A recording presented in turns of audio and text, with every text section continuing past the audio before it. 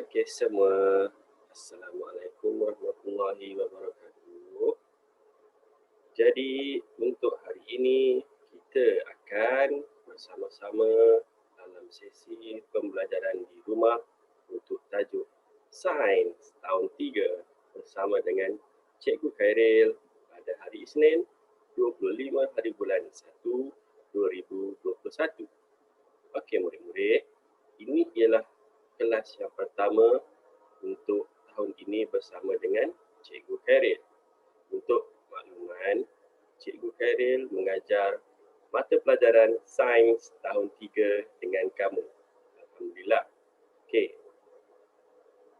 Sebagai makluman juga, Cikgu mengajar kelas tahun 3 Bestari dan juga 3 Cerdik. Jadi, sekiranya kaedah ini sesuai dengan kaedah untuk pembelajaran kamu, Cikgu akan kekalkan memberi video dan juga PowerPoint berkenaan dengan sesi pembelajaran kita pada hari ini. Okey murid-murid, kita bergerak ke skrin yang seterusnya.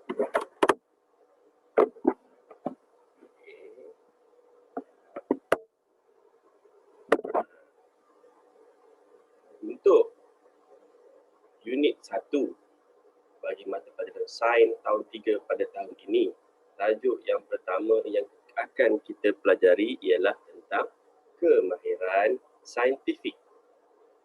Kemahiran saintifik. Untuk kamu mengendalikan mata pelajaran sains pada tahun ini, terdapat beberapa perkara yang kamu perlu tahu, iaitu kemahiran saintifik. Kemahiran saintifik terbahagi kepada dua bahagian, iaitu dua ya, bukan tiga. Kat situ saya tulis dua. Ya. Kemahiran saintifik ada tiga bahagian, iaitu kemahiran proses sains dan juga kemahiran manipulatif sains. Ingat kemahiran saintifik ada dua, iaitu kemahiran proses sains dan juga kemahiran manipulatif sains. Kemahiran proses sains kita sebut dia sebagai KPS. Nama pendek dia. Untuk nama panjang, untuk kemahiran manipulatif sains, kita sebut dia sebagai KMS. Jadi, fokus kita pada hari ini ialah tentang kemahiran proses sains. Ada 6 kemahiran proses sains yang kamu perlu tahu, iaitu memerhati, mengelas, mengukur dan menggunakan nombor, membuat inferen, meramal, dan yang terakhir sekali ialah berkomunikasi. Ingat tadi kemahiran saintifik ada dua, iaitu kemahiran proses sains dan juga kemahiran manipulatif sains. Okey, kita bergerak kepada kemahiran proses sains. Ada 6, tetapi pada hari ini kita akan belajar dua daripada 6 itu, iaitu yang pertama kemahiran proses sains memerhati dan yang kedua ialah kemahiran proses sains mengelas. Okey, tengok sini. Kemahiran proses sains memerhati. Di dalam gambar terdapat sambutan kemerdekaan, kan? Itu dekat dataran Merdeka, and then dekat situ ada bunga api dan ada budak berbaju ungu itu berkata, "Wah, cantiknya bunga api itu." Maksudnya dia melihat dengan menggunakan organ deria mata. Organ deria mata digunakan sebagai penglihatan dia. Kemudian ada budak lagi satu berbaju hijau. Budak ini menutup telinga, kan? Tapi dia tidak melihat bunga api, tapi dia menutup telinga. So, apa yang dikatakan oleh dia ialah kuat betul bunyi letupannya. Kuat betul bunyi letupannya. Bila bunyi terlampau kuat, maka secara automatik kita akan tutup telinga. And then, gambar di sebelahnya ada gambar ayah menyambut hari jadi. Kakak, ayah cakap, biar ayah cabut lilinnya dahulu, nanti berbau asap. Maksudnya, ayahnya menggunakan deria menghidu menggunakan hidung. Menggunakan hidung untuk menghidu sekiranya dibiarkan lilin itu nanti akan berbau asap. Kemudian kakak pula, dia ambil kek, kemudian dia letak dalam mulutnya. Dia kata, lembutnya kek ini, rasanya pun sedap. Merasa menggunakan lidah. Rasa sedap menggunakan lidah. Okey, seterusnya. Untuk pengetahuan kamu, memerhati ialah kemahiran menggunakan semua deria. Kemahiran menggunakan semua deria.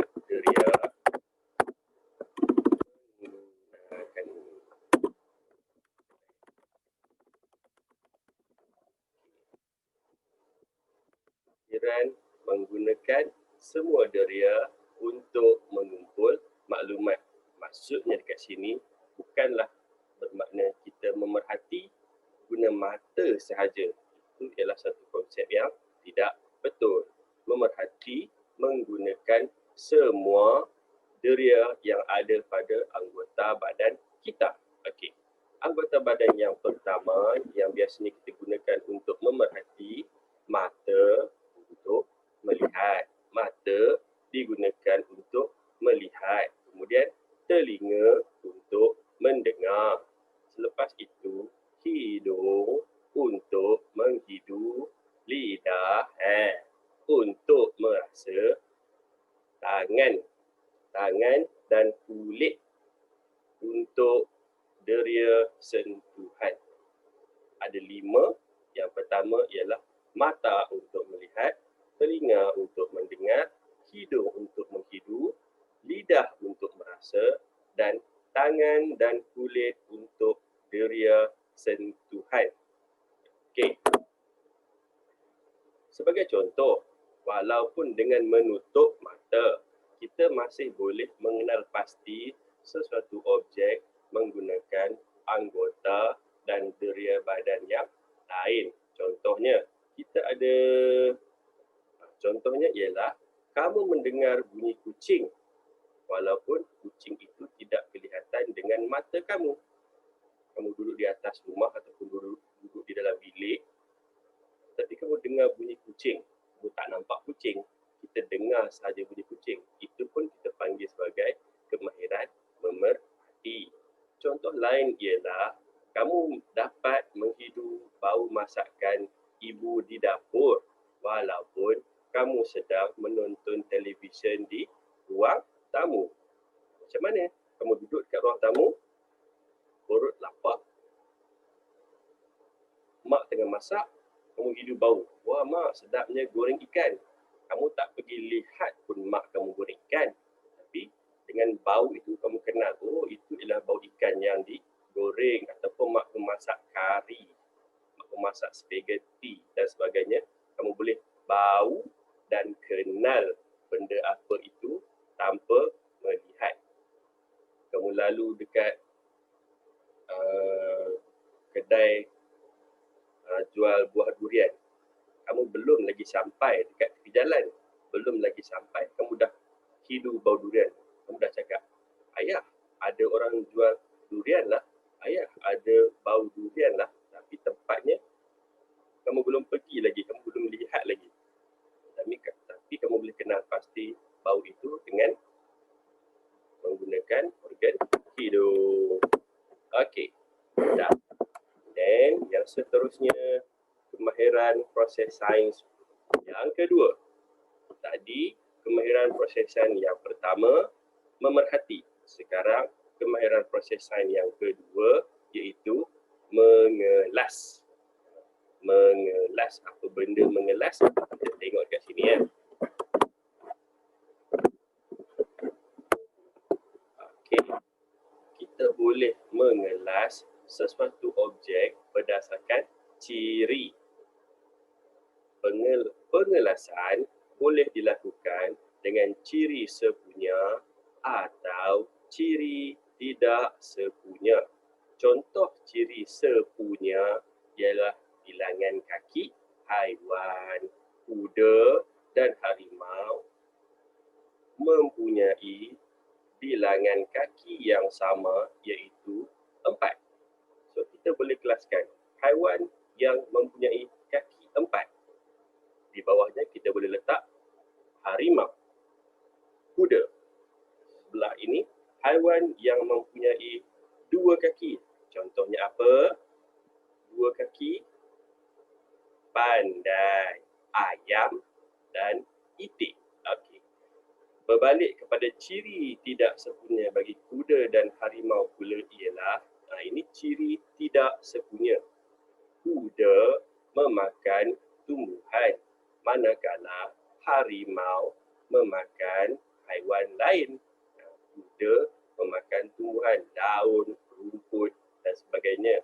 Manakala harimau memburu dan menangkap haiwan lain untuk dijadikan makanan. Itu ciri yang tidak sama. Okey. Kita tengok contoh. Sini kita ada contoh dengan risau. Atuk dengan cucu. Cucunya berkata, banyaknya stem atuk. Macam mana nak asingkannya? Dia ada stem yang banyak, dia campur-campurkan. Kemudian atuk minta tolong cucu dia untuk asingkan stem.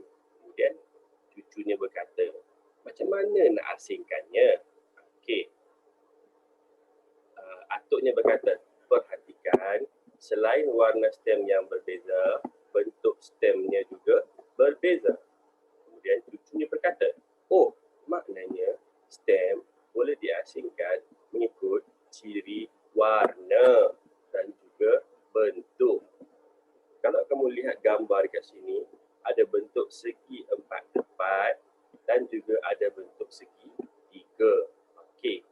Jadi dia asingkan mengikut pengelasan ataupun ciri bentuk, iaitu bentuk segi 3 dan bentuk segi 4. Kemudian di bawahnya ditulis apakah ciri-ciri lain yang boleh digunakan untuk mengasingkan stem tersebut. Kalau kita nak asingkan stem yang bercampur-campur itu tanpa menggunakan ciri bentuk segi 3 dan bentuk segi 4, apakah cara lain untuk kita kelaskannya? Okey. Contohnya yang saya boleh bagi ialah mengikut warna. Tajuk di atas ini kita tukarkan kepada bentuk, daripada bentuk menjadi warna. Warna ada banyak warna dekat sini, ada warna hijau, ada warna merah, ada warna kuning dan juga ada warna biru. Jadi dia ada 4 pengelasan. Hijau, biru, kuning dan merah. Mana-mana stem yang berwarna merah letak dekat merah, stem berwarna hijau letak dekat hijau, stem berwarna biru letak dekat biru, stem berwarna kuning letak dekat kuning. Itu ialah contoh untuk pengelasan. Okey, sekarang kita telah pun tamat. Sekian. Lepas ini boleh cuba jawab latihan mudah yang cikgu bagi pautannya yang ada di dalam WhatsApp. Okey, bye-bye.